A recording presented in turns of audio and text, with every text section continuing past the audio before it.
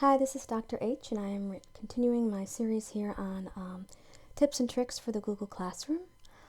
Today I'm going to talk a little bit about how to think differently than handouts. In the on-ground classroom, you give students a lot of handouts. You hand them out copies of things, you hand them out worksheets, you hand them out all kinds of things to do. And in the online world, it's best to provide links or linkable handouts or interaction. So it's almost like a mind shift away from providing a piece of paper and providing a sort of space. Okay, so when you give students assignments, you're not giving them a piece of paper with a list of stuff to do, you're giving them a space to do those things in.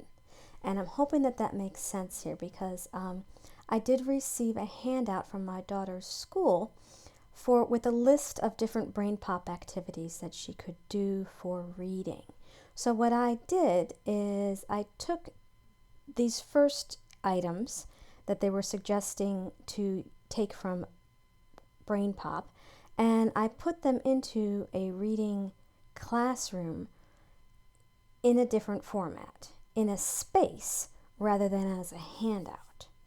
So this is a handout and this is a space. And what I mean by a space is that it's someplace you can go and do what's on the handout, right? So what I did is I put the links directly to the items from this list into the classroom, into lists under the titles of each of the different topics that wanted to be covered, right? So I did this by adding materials. So now I'm going to roster my daughter into this, and she can come in here and go, oh, I'm just going to click on this, I'm going to click on this, I'm going to click on this and watch that. Then I'm going to go to nonfiction and I'm going to work on these. So I think that the point I'm trying to make is that in the online world, handouts aren't very user-friendly. They can be a little confusing. Here's an example. So this bottom one says writing. Choose one of the movies to view. So I'm going to go to Brain Pop. I'm going to try and find writing. I'm assuming it's going to be in English. There it is, writing. And oh geez, I forgot. What am I supposed to remember to find? Oh, types of writing. And then I go back here and I look for types of writing.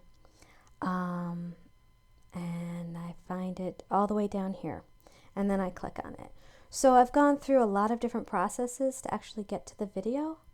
But if you are creating a space rather than a handout, there's basically one thing you have to do, or two things you have to do. Open that up, click on it, and boom, there you are where you're supposed to be.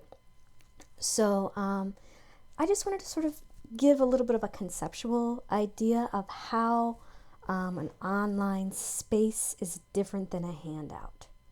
And hopefully that makes sense, and hopefully it's helpful, and keep going. Good luck.